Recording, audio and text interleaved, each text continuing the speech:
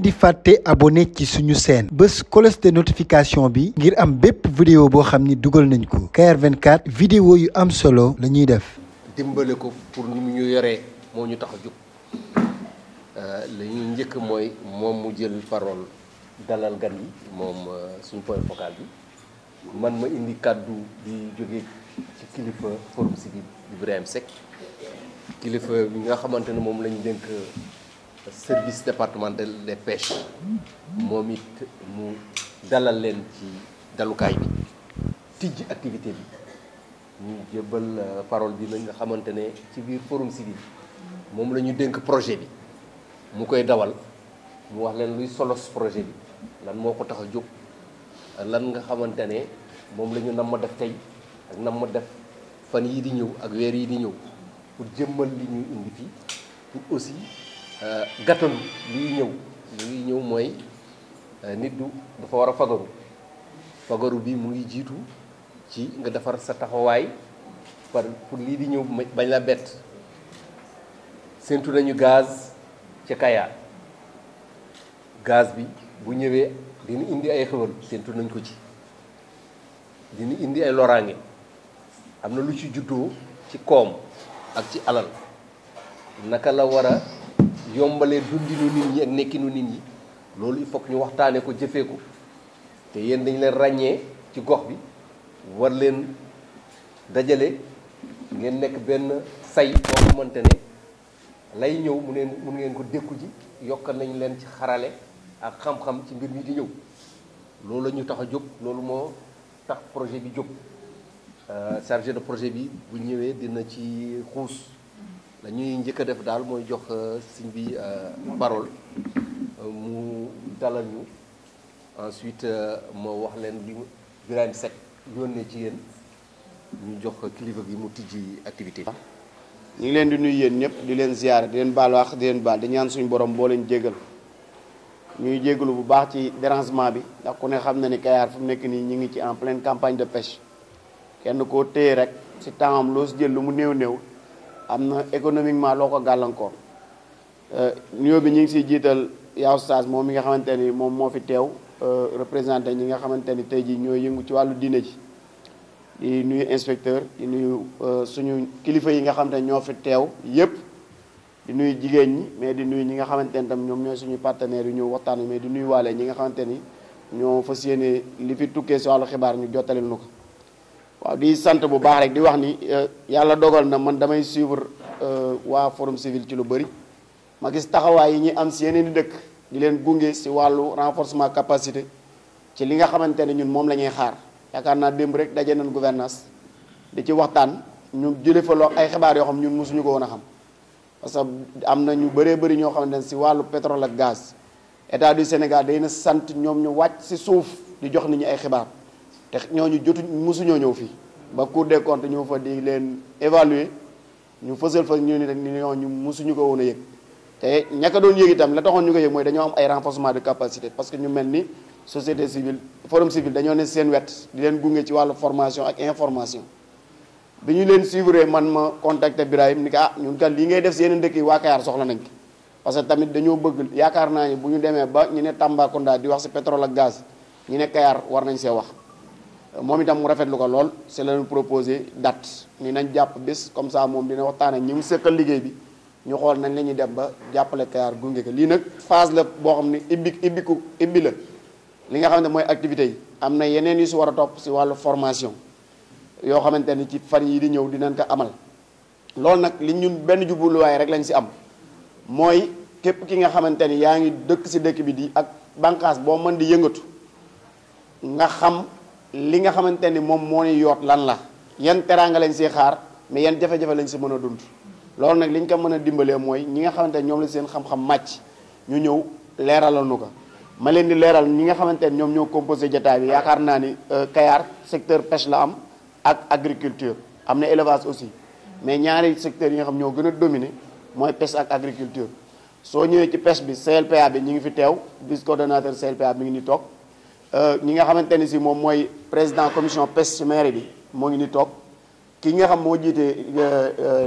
seen tournante mi ngi toog ki jiite collège Linière mi ngi toog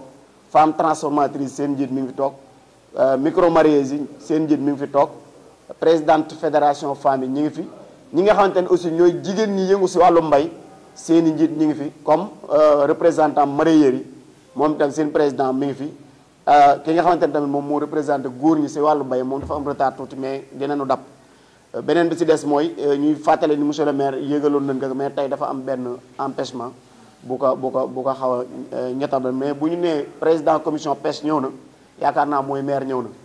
kon loolu dañu si jublu rek mooy mais di wax ni tamit ay conseils municipaux yoo xamante ni si ko ñenn ñi nga xamante ne ñoo ne si pouvoir comme ñu nekk opposition woo nañ leen fi ñoom tam ñu ngi si salle bi niir lan ñu ñëw fekke li ñuy wax parce que bu ñu waxee transparence rek mooy nan lañ mën a def ba ñëpp tolloo si xibaar bi dooleeg daraja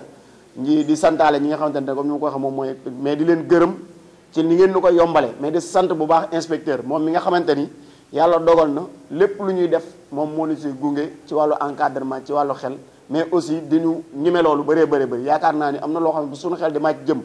muy lépp loo gis feneen fexeel mu am si dëkk bi moom dañ siy jàppale bu baax ci côté yépp nag loolu ñu ngi ko siy sant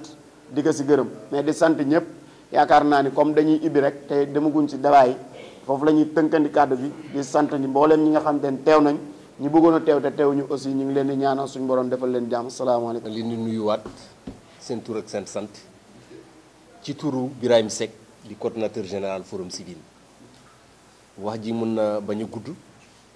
parce que kàddu cant la ak kàddu nuyoo jëm ci yéen cant jëm ci ki ñu fi toogal yombalal ñu mbir mi ni mu ko waxee bërëb bu nekk dafa am ay bunt yi nga war a mën a jaar ba jot askan wi mën a waxtaan ak ñoom li la tax a jóg ñu ngi yëngu ci activité société civile di xam di xamle di jàng di jàngale wutuñu ci dara lu dul soppi xar kanamu réew mi may nit ñi ay jumtukaay pour ñu jëfal seen bopp loolu nag fekkee loolu la ñu tax a jóg ñu fekk ñu mel na ñoom taxawal seen gox woo ñu ci liggéey bi nga xamante ne looloo ñu tax a jóg mënuñu lu sant yàlla sant leen parce que li mu wax nii yegsi na ci Birahim xam ne fii dañuy wax Saint-Louis rek mais la mel noonu wala toll noonu mu ngi ci géeju Kayar yi ci gaz te projet yu bëri yi nga xamante ne Sénégal war na ko teg ci li ñuy wax gaz to power mooy transformer gaz bi ci électricité bi lu ci gën bëri ñu ngi ko yaakaaree ci Kayar donc am na loo xamante ne ngëneel yu rëy réew mi ngi ko séntu tamit mu wax ne am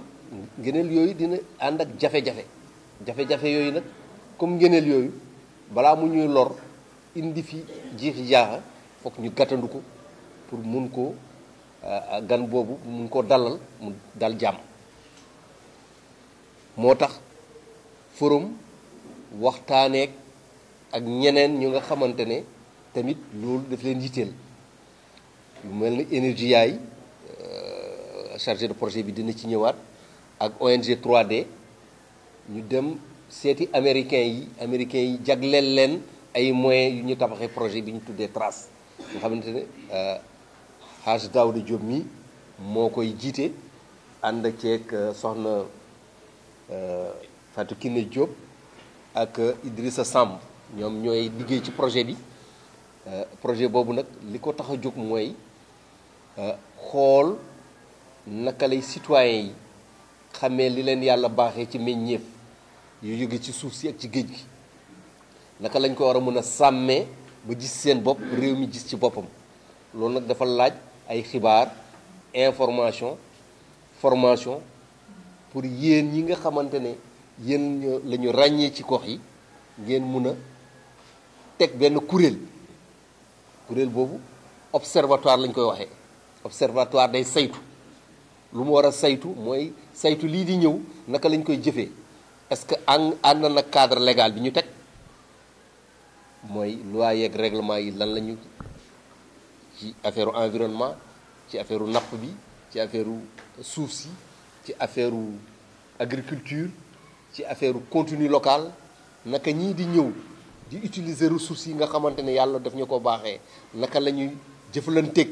gox yeeg gox-goxaan yi ak population yi fa dëkk yooyu mooy contenu local. lan mooy seen responsabilité en tant que société bi nga xamante ne day ñëw exploiter ay ressources vis-à-vis de communauté yi ñu fekk foofu benn gàncax bi ak environnement bi nga xamante ne fii lay jën yi di soxeekoo suba am na lu ci mën a yàqu wala war a nar cee yàqu naka lañ koy fanqee naka la ñuy fexe ba dimbale ñooñu doon dundee ressources yooyu ñu mën a reconvertir wala naka la ñuy assurer suivi bërëb ba melaat nu ma meloon fekkee exploitation bi passé na loolu yëpp dafay affaire yu bees ci Sénégal parce que dafa bees nag fokk ñu wuti xam-xam boobu ñu mun ko tasaare waxtaane ko mun ko jëfee parce que kenn du leen jëfal ñun ku nekk ñun day ñibbi fi nga nekkoon mais yéen ñi fi nekk di fi yeewoo pétrole beeg gaz bi bëll fi concerne ñun ñëpp mais yéen ci gën a jege réew mi nag ñoom moom lépp te yéen pàcc ngeen ci réew mi moom leen dangeen ko bokk ak ñeneen wante yéen a ci gën a loru parce que yéen a nekk ci bëtam tamit fekkee am na ay meññeef yu ciy génn war ngeen ci gën a mën a gaaw a bénéficier que balaa mu yegg ci ñeneen noonu la mbir bi demee ñi ma ëpp xam-xam dinañ ci waxtaan man dañ maa yónni ki ma yónni mooy kilifa suñu société suñu association Birahim Seck ne demal ma nga àndal ma équipe bi boo demee nga waxtaan ak mbokk yi nga fay fekk lu solos ti ñu yëkkati nga bàyyi leen nag ñoom après ñu présenté nga toogal ma fa saytul ma mbir ma tegal ma ko ci yoon boo ñëwaatee nga rendre ma compte loolu lañ ma yebal ñu ne dañuy delloo kàddu gi monsieur l'inspecteur départemental des pêches mi nga xamante ne d'abord dañ ko war a sant parce que daf ñoo xejal ci boppam tijjil ñu service am nangu ñu ñëw def fi activité bi nga xamante ne communauté bi la concerné loolu dañ ko ci jërëjëfal te en plus buy wax pétrole ak gaz wax géej parce que fa la ne ku wax géej wax napp te nguur gi moom la confié département de pêche ci région ci département de pêche fii service de pêche départemental de pêche donc mooy njaatige mooy kilifa ab géej la fay xaw moom la soxal muy ñaari mbir yoo xamante ne fekk na ko fi te boo fekkee kilifa wala ndawal kilifa toogal fi nguur gi aada dafa def ne ak yar mbir mi yëpp nga dajale ko teg ko ci loxoom mu waxtaan ak askan wi dalal leen ñu yeewi ko mu dem ci yitteem boppam ñu continuer suñu activité monsieur l'inspecteur. wax toujours ni ñun dañuy sawar toujours di recevoir fii képp koo xamante ni da ngay ñëw pour jàppale état du Sénégal fii politique am ndax état du Sénégal day dégager rek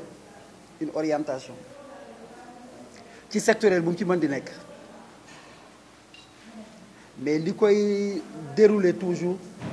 day émaner de projets de programmes d'ONG ainsi de suite ainsi de suite ainsi de suite qui viennent accompagner en quoi faisant en y mettant des ressources financières en capacitant acteurs yi sectoriels boobu concernés ainsi de suite ainsi de suite ainsi de suite à travers des formations à travers donc képp koo xamante ni dans ce secteur également on ne peut plus parler de secteur des hydrocarbures sans pour autant parler de la pêche donc je dirais dans ce secteur de la pêche que nous gérons képp ku ñëw pour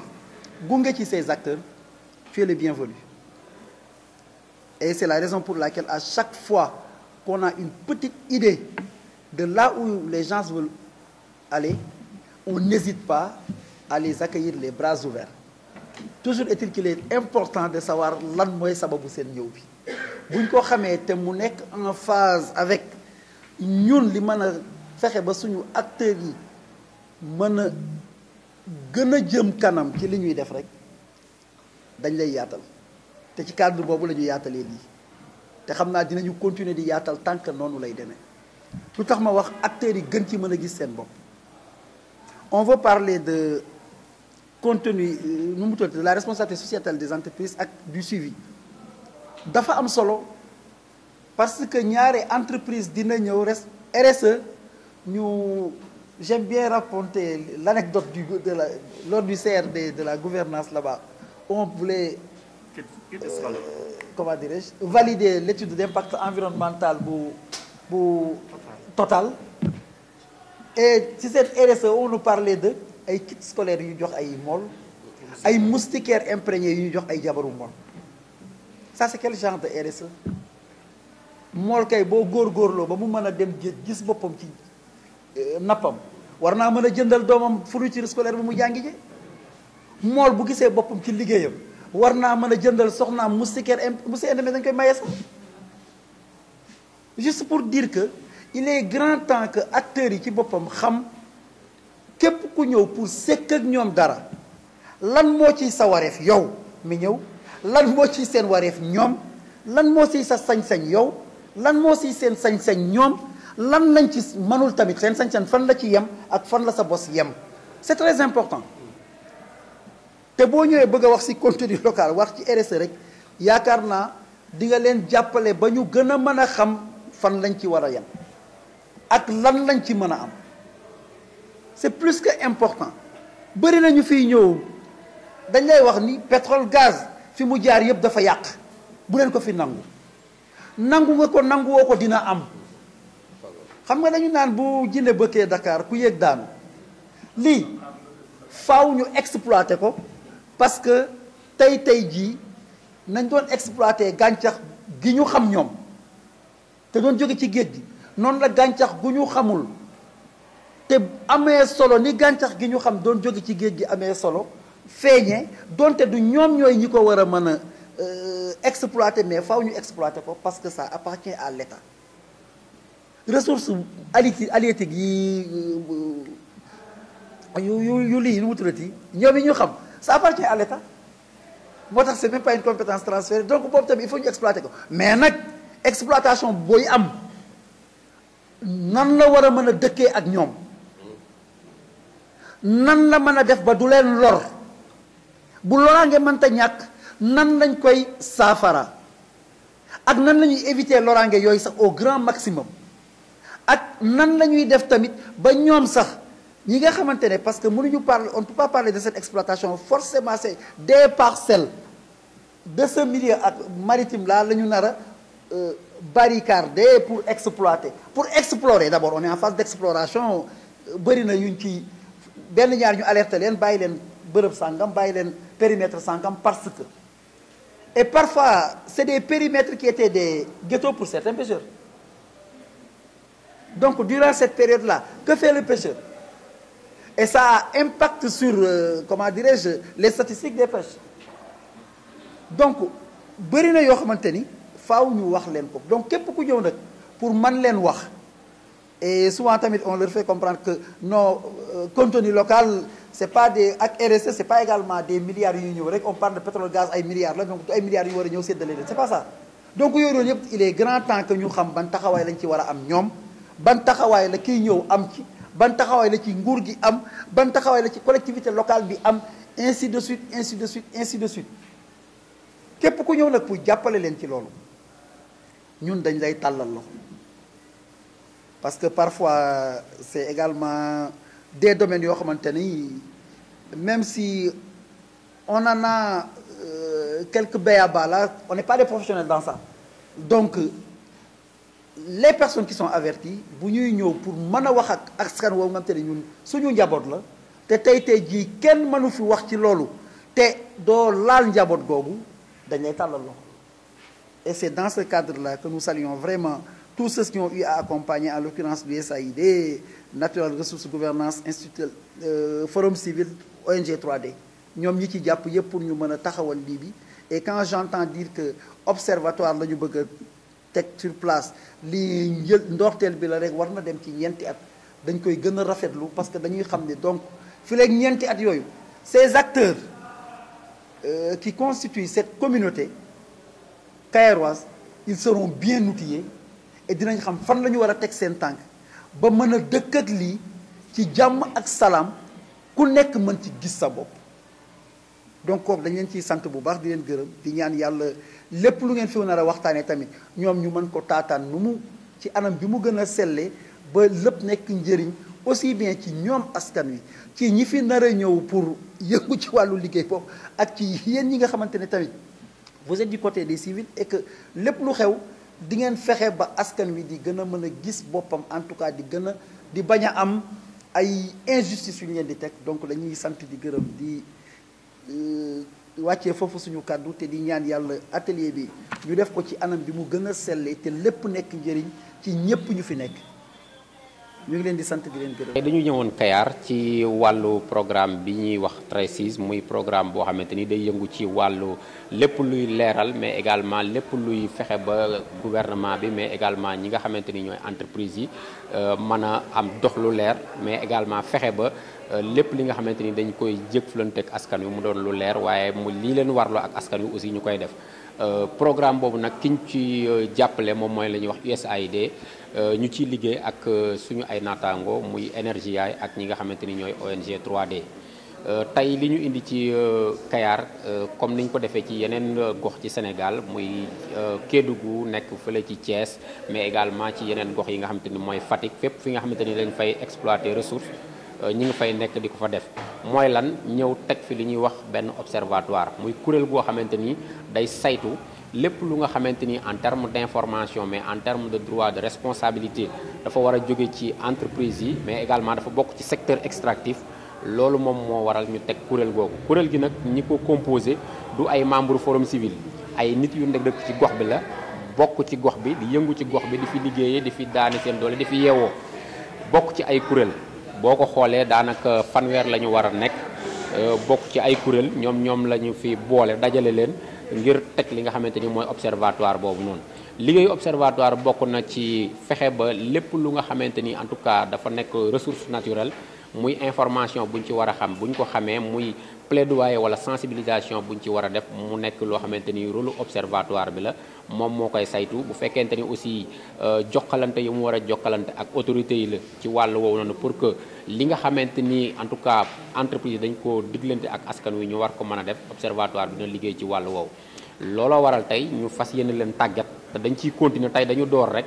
ñu ngi door ak ñoom ci li nga xamante ni moom mooy la ñuy wax RSE maanaam entreprise yi nga xamante ni dañuy liggéey fii gannaaw li nga xamante ni sartoor nañ ko ak état ndax dañuy wax ni dëkkandoo moom dafa pour mu neex faaw ñi nga dëkkal léeg-léeg loraange gi leen jural wala métit wi nga leen di teg nga leen di dimbali ñu bëgg fexe ba entreprise yi loolu di RSE ndimbal googu nga xam ne dañ ko war a jëmale ci askan wi ñu gën ko xoolaat naam xëy na sax am na lu ñuy def mais dañu jàpp ne ni ñu koy defee du li gën et c'est pas bien organisé du ay joxe ay paasu màkk du fekk koo xamante ni xëy na benn nit la à titre individuel nga koy dimbali parce que loolu dafa mën am yeneen njeexital yu muy def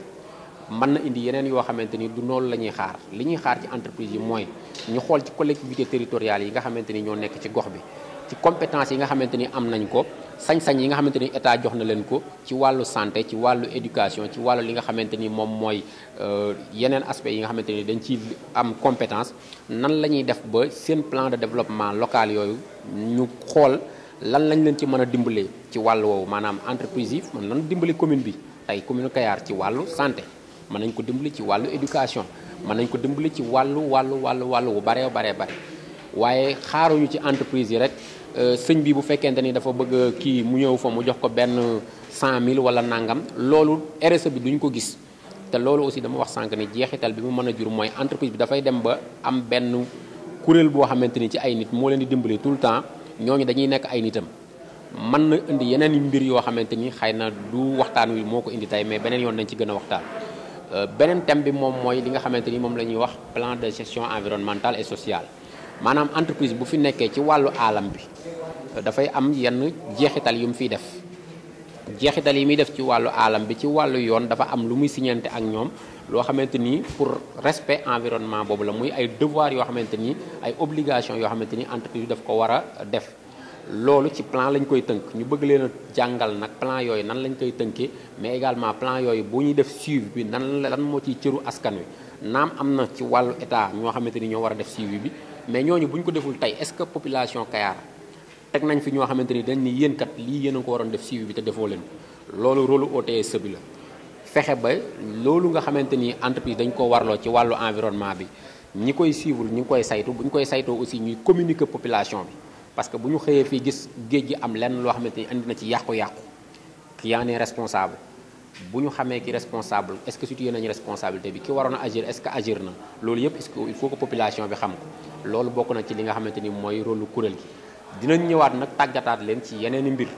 muy bokk na ci li nga xamante ni mooy koom gi jóge ci wàllu ressources extractives yi mais dinañ leen tàggat également ci li nga xam mooy contenu local waaye dinañ leen tàggat également ci contrat yi nga xamante ni moom la entreprise di signante ak état lan ak lan moo nekk ci biir parce que baax na bu fekkee état moom naam mooy signé contrat yi sax mais dinañuy gën a nag ñaan état buy signé contrat yi balaa loolu yi am muy xool au-delà de li muy indi ci wàllu koom ban jeexital lay def ci dundu askan wi pour que bu ñuy signé contrat yooyu ñu mën koo jëlaale en compte ndax ressources yi moom faaw ñu exploité leen mais bu ñu koy exploité aussi ñu jël en compte droit population yi pour ñu bañ leen a andil loraange yenn waaw naam xam nga tey contrat moom bu ñu koy signé dans tous les cas état la ñu teg moom moo koy signé waaye li ma waxoon sànq rek dafay baax état buy signé contrat comme moom xam na aw askanam mu def en tout cas toutes les recherches nécessaires maanaam saytu yi mu war a saytu yépp xool les tenants et les aboutissants maanaam ci wàllu koom lan lay jur mais ci wàllu loraange lan lay jural askan wi ba bu ñuy signé contrat yi entreprise yooyu war a exploiter yooyu noonu ci wàllu loraange li ñuy jural askan wi ñu mën a compenser loolu ba bu ëllëgee askan wi dootuñu ci am yenn métiers yi naam du ñàkk sax mais loraange gi war a bañ a demee noonu mu demee mais di ñaanaat encore état mu fexe ba rek bu ñuy signé contrat yooyu noonu ñu gën a bàyyi waale xel li nga xamante ni moom mooy askan wi seen dundin mais également li nga xamante ni moom mooy seen nekkin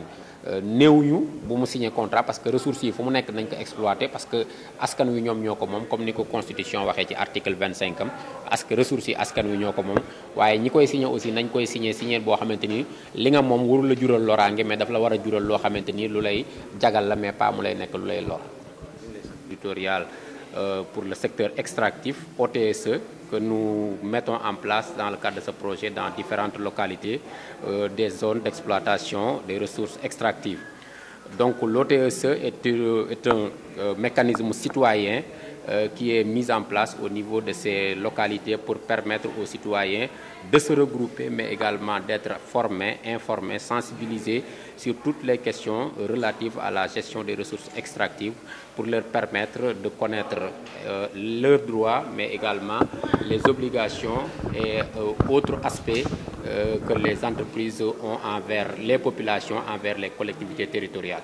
Oui, la sensibilisation, c'est d'abord, on les forme. Une fois qu'on les forme sur... aujourd'hui, par exemple, nous sommes en train de les former sur deux choses. La première chose, c'est sur la RSE, la responsabilité sociétale d'entreprise. Vous êtes sans savoir que c'est un aspect très important dans la gestion des ressources extractives parce que ça permet aux entreprises de vraiment appuyer les populations mais également les collectivités territoriales dans un sens où ça leur permettrait vraiment d'avoir, par exemple, à améliorer leurs services sociaux de base tels que la santé, l'éducation, mais également d'autres services sociaux de base dont les populations ont besoin. Et pour nous, nous aimerions vraiment, avec ces OTSE-là, que les entreprises revoient leur modèle de RSE, qui ne sera plus à appuyer des personnes à titre individuel, mais que la RSE puisse être une action concertée, réfléchie, mais d'intérêt général. C'est-à-dire que la RSE ne devrait plus servir à financer des personnes à titre individuel, mais à financer des projets de développement au niveau local, à appuyer les collectivités territoriales au niveau des compétences transférées telles que la santé, l'éducation, mais également à permettre aux populations de vraiment avoir des services sociaux de base qui leur permettraient d'améliorer les conditions de vie. L'autre aspect, c'est sur le plan de gestion environnementale et sociale. Ça aussi, c'est pour permettre aux populations de connaître quels sont les engagements des entreprises du point de vue environnemental mais social. Une fois que les populations connaissent cela, ils pourront démultiplier la formation, mais également à travers d'autres actions, notamment les radios communautaires, mais également les forums que nous aurons à faire de façon plus large. Ça nous permettra de sensibiliser les populations. Et une fois que les populations sont sensibilisées, cela permettra de faire en sorte qu'ils puissent réclamer leurs droits, mais qu'ils puissent suivre les engagements que les entreprises ont pris en termes de responsabilité sociétale d'entreprise, mais également en termes de tout ce qui concerne les plans de suivi environnemental et social. En réalité, les contrats sont signés par l'État. Oui, nous avons donné mandat à l'État du Sénégal de signer des contrats. Mais l'idée, c'est qu'il serait toujours bon que par rapport à la signature de ces contrats, qu'on puisse prendre en compte les préoccupations des populations. Qu'en amont, un travail de base soit fait pour savoir ce contrat que nous allons signer, quels sont les impacts que cela pourra faire auprès des populations. Ne pas regarder les ressources que doivent engendrer uniquement ce contrat-là, mais revoir également quels sont les impacts, les incidences négatives que la signature de ce contrat pourrait entraîner auprès des populations. Et pourquoi cela est bon, c'est ça qui permettra qu'avant de signer ces contrats, que l'État, à travers ses services, puisse faire des enquêtes, des études, en tout cas faire tout ce qui est nécessaire pour que les droits des populations puissent être pris en compte et autrement dit, également, ces droits puissent être respectés une fois que ces contrats sont signés. En tout cas, nous en appelons à l'État que, en tout cas, certains contrats sont déjà signés, mais que pour les prochaines signatures des contrats, pour que les populations vraiment puissent, leurs problématiques puissent être prises en compte. Et nous pensons que le travail que nous sommes en train de faire permettra, en tout cas, de faire des recommandations à l'État du Sénégal pour que, prochainement, lors de la signature des contrats, en tout cas, qu'ils puissent prendre mieux en compte les préoccupations des populations. Nous viendrons la prochaine fois pour sensibiliser les populations sur quels sont les contrats que l'État du Sénégal a signés en termes de ressources extractives. C'est vrai qu'il y a certains contrats qui sont actuellement publiés au niveau des sites de l'ITE, Initiative pour la transparence des ressources extractives, mais il reste encore d'autres pas à faire. Comment on peut faire en sorte que ces contrats puissent être lus de façon intelligible pour que la population à la base puisse lire et comprendre. Ça aussi, c'est un travail que nous entendons faire à travers d'autres canaux, mais également comment faire d'abord, comme je l'ai dit, pour que ces contrats soient accessibles à tout le monde et que les avenants et les annexes surtout, parce qu'on peut avoir le contrat, mais les avenants et les annexes des contrats, souvent, certains, on ne les trouve pas dans le site de l'ITE. Et sur ces documents aussi, il y a une manne d'informations qui échappe aux populations. Et je rappelle également que l'article 25.1 est très clair. Les ressources appartiennent au peuple. Quand on signe un contrat au nom du peuple du Sénégal, pour des ressources qui les appartiennent, il serait bon que ces populations puissent connaître ce qui est dans ce contrat-là. di fàtte abonné ci suñu chaîne bés cloche de notification bi ngir am bépp vidéo boo xam ni dugal nañ ko. Kayar 24 vidéo yu am solo la ñuy def.